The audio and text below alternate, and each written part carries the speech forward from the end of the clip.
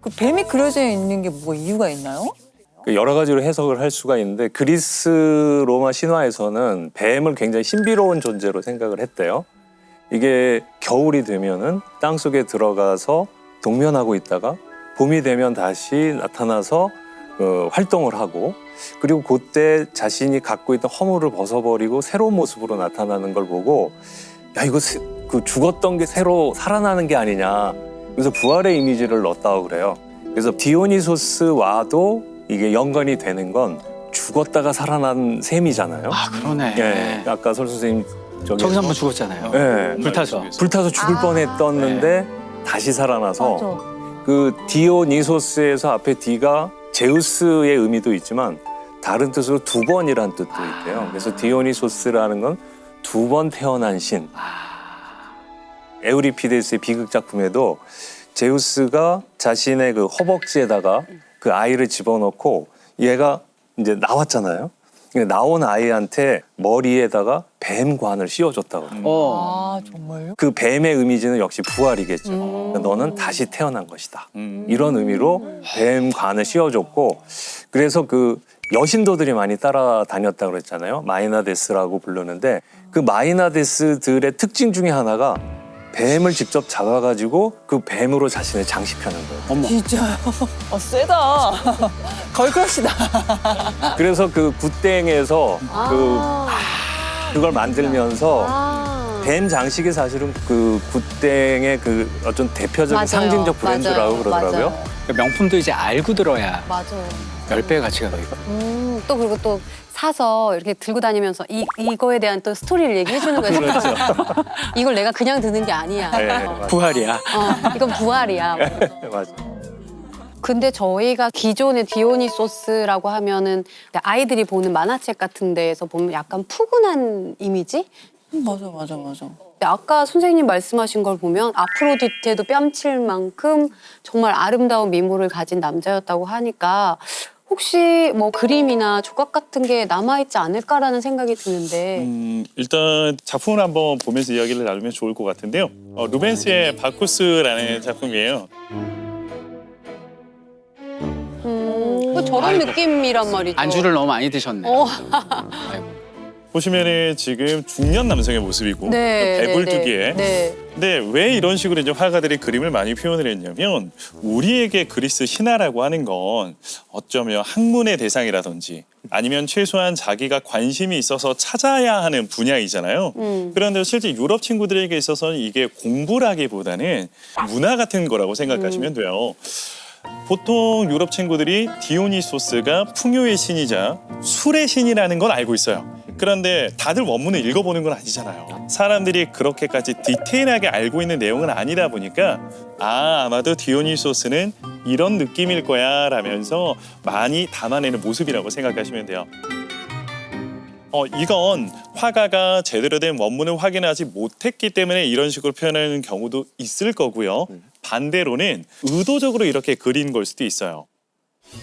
화가들은 내용을 알고 있었음에도 불구하고 관객들을 위하여 그들이 편하게 받아들일 목적으로 이런 식으로 그린 경우들도 많다라고 보시면 돼요. 근데 다 이렇게 그린 건 아니었거든요. 잘생긴 디오니소스도 좀 잘생긴 보여주세요. 디오니소스도 굉장히 많아요. 그래서 비교군으로 요것도 같이 한번 보시면 좋을 것 같은데 바로크의 위대한 거장 까라바초가 그린 바쿠스라는 작품입니다. 자, 일단 작품을 좀 살펴보시면 자신의 이름표죠. 머리를 보시면 포도와 넝쿨로 만들어진 관을 쓰고 있고요. 그 아래 편으로 쭉 내려와 보시면 풍요의 신이다 보니까 한가득 과일 바구니가 채워져 있고 한 손으로는 와인잔을 들고 마치 우리에게 같이 한잔할래? 라고 딱 권하는 듯한 느낌으로 표현이 되어 있어요. 근데 저는 이 작품 볼 때마다 되게 재밌는 게 사실 카라바초가 바쿠스를 주제로 그림을 한 점 더 그렸었거든요. 3년 전에 그린 그림이 있는데 병든 바쿠스라는 작품이 있어요.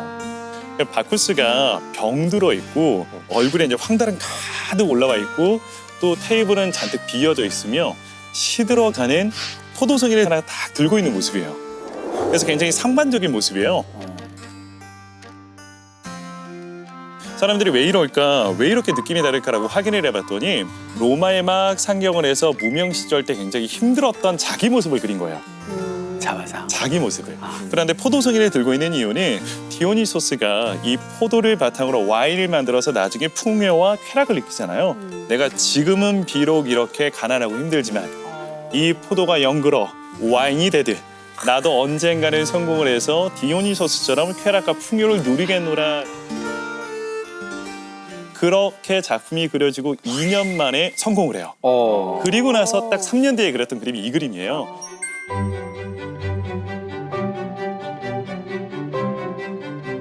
근데 제가 유럽 여행을 가보면 이들에게 있어서의 와인이라는 존재가 예. 저희가 가지는 와인이라는 것보다 되게 더 큰 의미가 있다고 생각이 드는데 예. 그런 의미에서 디오니소스는 또 남다른 존재였을 것 같아요. 디오니소스 신이 신화로서도 재미있고 의미 있고 술도 의미가 있지만 역사적으로는 또 각별한 의미가 있었습니다. 기원전 한 534년 정도로 추정이 돼요. 아테네 참주 중에 페이시스트라토스라는 사람이 있어요. 이 사람이 이제 권력을 잡고 나니 민중들에게 지지를 잘 받을 수 있는 게 뭔가를 생각했어요. 그 정책 중에 하나가 뭐였냐면 대부분의 서민들이 농사 일을 했고 그중에서 특히 포도 농사를 했는데 이 사람들이 봄에 보니까 각 마을마다 모여서 디오니소스 축제를 벌이는 거예요. 저거다. 저 사람들의 마음을 잡는 방법 중에 하나는 저 디오니소스 제전을 국가 제일 큰 규모의 제전으로 만드는 것이다. 이렇게 생각을 하고 대디오니소스 제전이라는 걸 만들었어요. 그랬더니 서민들이 열광했고 그 열광한 힘을 가지고 페이시스타트로스가 자기의 권력을 더 강화할 수 있었죠. 그리고 그 디오니소스 제전에서 모든 사람들이 가장 열광할 수 있는 축제를 하나 만들었는데 바로 그게 비극경연대회였어요. 저런 식인데요. 저 가운데 이렇게 동그랗게 사람들이 서 있죠. 그 반원 모양의 공간을 오르케스트라라고 불러요. 오케스트라. 네, 오케스트라. 우와, 신기하다. 네, 그 오케스트라의 원래 뜻은 무도자니. 네, 근데 이제 악단이 들어가면서 야 이거 옛날 그리스의 오케스트라랑 비슷하네. 그러면서 그 의미가 이렇게 변해서 관현 악단이 됐고요. 저 뒤에 보면 이제 벽이 있잖아요. 건물처럼. 근데 저게 원래는 천막만 있었어요. 그리고 천막을 뭐라고 그러냐면 그리스 말로 스케네라고 그래요. 스케네. 그 스케네를 영어식으로 쓰면 SCENE거든요. 씬. 씬. 우와. 그러니까 우리가 씬이라고 하는 말이 저기서 나온 거예요. 씬 스틸러 뭐 이럴 때 그 말이 저기서 나온 거예요. 그리고 이제 객석을 뭐라고 불렀냐면 테아트론이라고 불렀어요. 아, 극장. 네, 시어터의 어원이 바로 테아트론인데 테아트론의 뜻이 뭐냐면 바라보는 자리 이런 뜻입니다.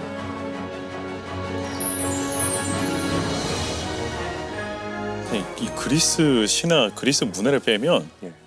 유럽 문화를 맞아. 그냥 이야기할 수가 없을 것 얘기하기가 같아요. 진짜. 그렇죠. 우리가 무심코 네. 썼던 단어들이 너무 많이. 사실 저런 데 다 나왔고 저게 디오니소스 신으로부터 나왔다는 거.